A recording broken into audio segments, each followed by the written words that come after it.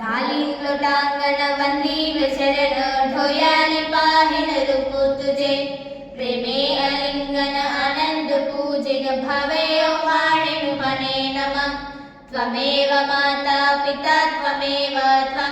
बन्धुः सखा त्वमेव विद्या जननं त्वमेव सर्वं मम देवदेव कायेन वाचा मनसेन्द्रियैव बुद्ध्यात्मना वा प्रकृतिस्वभाव करोमि यद्यत् सकलं परस्मै नारायणायेति समर्पयामि अच्युतं केशवं रामनारायणं कृष्णदामोदरं वासुदेवं भजे श्रीधरं माधवं गोपिकावल्लभं जानकीनायकं रामचन्द्रं भजे हरे राम